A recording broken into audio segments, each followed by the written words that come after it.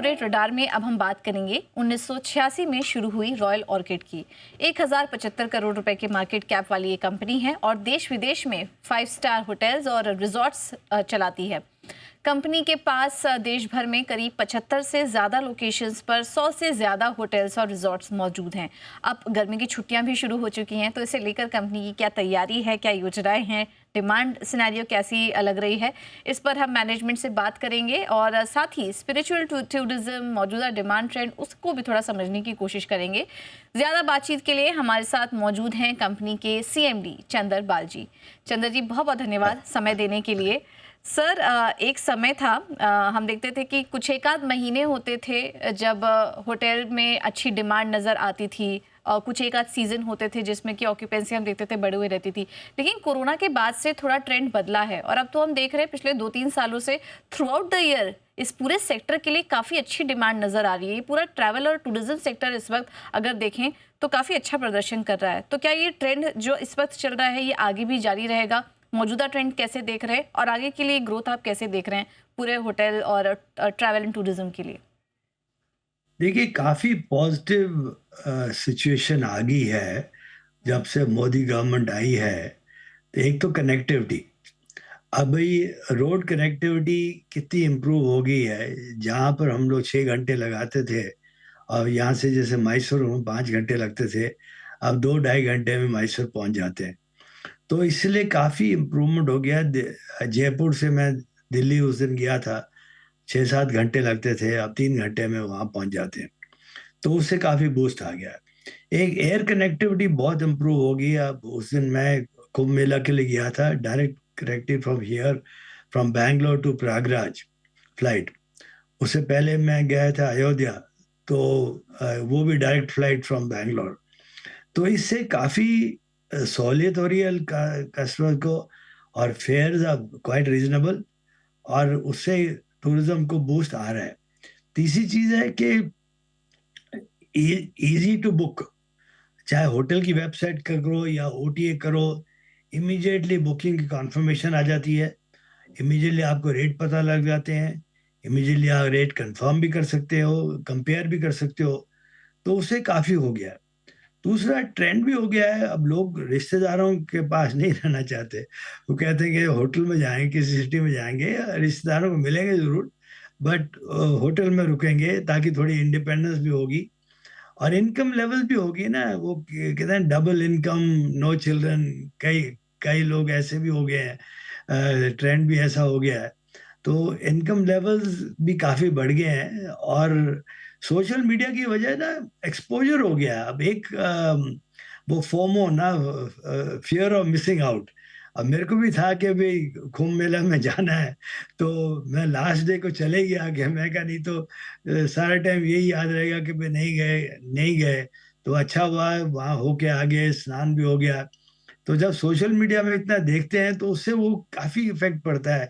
बच्चे देखते हैं तो वो अपने पेरेंट्स को बोलते हैं कि साहब वो पापा वो लोग उधर गए थे, हमको भी जाना पड़ेगा, और ऑल दैट। इंस्टाग्राम में इतना ज़्यादा इफेक्ट हो गया है। तो ये सारी चीज़ें हैं ना, तो उससे पॉजिटिव इफेक्ट हो गया होटल इंडस्ट्री में। और इंडस्ट्रियलाइजेशन भी आप देखो कितनी इम्प्रूव हो रही है इंडिया में। कितनी फैक्ट्रीज आ रही हैं, वो China+1 हो रहा है। काफ़ी फैक्ट्रीज, जैसे एप्पल का ही देख लो, कितने यहाँ पर बन रहे हैं, कितने एक्सपोर्ट हो रहे हैं। तो ये जब होगा तो बिजनेस ट्रैवल भी बहुत बढ़ेगा। और रिलीजियस ट्रैवल तो सडनली वेकनिंग हो गई है, रिलीजियस ट्रैवल की। वाराणसी, अयोध्या और ऐसे। तो हमारा वो भी फोकस है, कि हमारे पास अभी 5 एक होटल हैं, 5-6 होटल हैं जो है, और आने दिनों में और 5-6 होटल रिलीजियस डेस्टिनेशन में हम लोग और स्टार्ट कर रहे हैं। तो religious destination, holiday destination, holidays में बीच डेस्टिनेशंस, और वो क्या नाम आपके हिल हिल स्टेशन डेस्टिनेशन, वो सबकी सबकी डिमांड है। और गोवा जैसी जगह में जहाँ पर सिर्फ विंटर में टाइम होता था, अब थ्रू आउट 12 मंथ डिमांड है। और लॉन्ग लॉन्ग वीकेंड का बहुत ट्रेंड हो गया अब इंडिया में। देखो, एक तो सैटरडे संडे तो हर जगह हॉलीडे होती है। अगर किसी को ट्यूसडे का हॉलीडे हो तो मंडे की कैजुअल लीव लेके वो 4 दिन की छुट्टी चले जाता है। तो ये भी बहुत ज्यादा ट्रेंड हो गया है कि भी, और यंगस्टर्स का, तो उसे भी demand through out the year रहती है। तो आई थिंक बीच बीच में कभी कभी लाइक कभी पीछे मनाली में फ्लड आ गए थे, रोड वाइप आउट हो गई थी, वो कुछ सर्कमस्टांसेस, अनयूजुअल सर्कमस्टांसेस है। बट अदरवाइज हर एक जगह है काफी।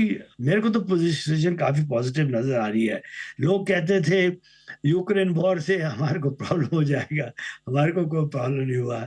मिडिल ईस्ट वॉर में, इसराइल वॉर में प्रॉब्लम हो जाएगा, कोई प्रॉब्लम नहीं हुआ है।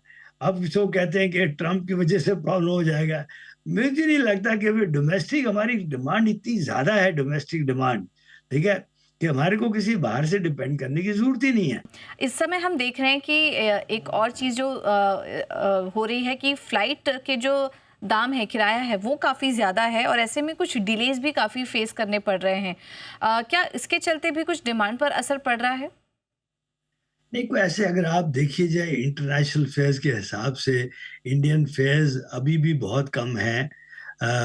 वो ज़माना जब इंडियन एयरलाइंस होता था, ये 20 साल पहले की बात है, बैंगलोर से दिल्ली का फेयर इकोनॉमी क्लास का 17,000 होता था। आज जब 17,000 का भी रेट हुआ तो आज नहीं होता। तो इसीलिए हम लोग हाई हाई करने वाले ज़्यादा हैं। और आई थिंक कोई ऐसी कोई ज़्यादा चीज़ नहीं है। हाँ, कभी कभी डिमांड, जैसे अब वो कुंभ मेला के टाइम पे प्रयागराज के फेयर्स काफ़ी हाई हो गए थे, हाँ वो तो अलग बात है। पर एक्सेप्शनल सर्कमस्टांसेस है, वो उससे ज़्यादा इफेक्ट नहीं होता। कोई ऐसे और डिलेज तो कहीं भी जगह, सारे वर्ल्ड ओवर में आप देखेंगे तो कभी अगर कोई स्टॉर्म आ जाए या कोई एक्सेप्शनल सर्कमस्टांसेस हो जाए तो डिलेज होते हैं। उसमें क्या है, थोड़ा डिस्ट्रप्शन होगा, एक दिन नहीं गए तो अगले दिन चले जाएंगे। और वो क्या है कि अगर फ्लाइट यहाँ से दिल्ली जा रही है तो दिल्ली से वो जयपुर उतर जाएगी और अगले दिन वो आगे कस्टमर को ले जाएंगे। तो ये तो ट्रैवल का हैजर्ड होता ही है। कोई ऐसी कोई डरने वाली बात नहीं है, कोई मेजर पैनिक नहीं है कोई। तो ज़्यादा कुछ इम्पैक्ट यहाँ पर नहीं देख रहे हैं इन तमाम नहीं कारणों नहीं, के वजह से, वन ऑफ कुछ है दिक्कतें। लेकिन सर फिर क्षमता विस्तार के बारे में बताइए, आपके एक्सपेंशन की क्या योजना है? क्योंकि आपने पहले भी कहा था कि अब धीरे धीरे आप टीयर 2 टीयर 3 सिटीज़ में भी, और जो स्पिरिचुअल टूरिज्म है उस पर भी फोकस आप बढ़ा रहे हैं, तो यहाँ से विस्तार की क्या योजना है? किन जोग्राफीज पर आप फोकस करेंगे?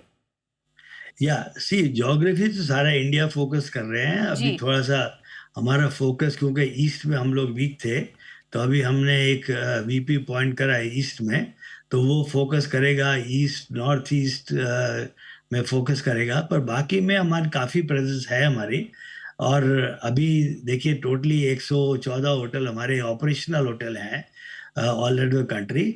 और हमारे 28 होटल इस साल में बनने वाले हैं। थोड़ा बहुत डिले हो सकता है, बट 28 की जगह 24-25 होटल हो जाएंगे। पर टोटल जो हमारी रूम में एंट्री है, 6,700 की रूम में एंट्री है और 2,300 ऐड करने की संभावना है, जो ये साइंड होटल्स हैं। तो इसका मतलब हमारी उम्मीद है कि 1-1.5 साल में हम लोग 9,000 रूम तो हम लोग क्रॉस कर जाएंगे, राइट। और अगले साल फिर 10,000 तो क्रॉस करने की उम्मीद है ही हमारे को।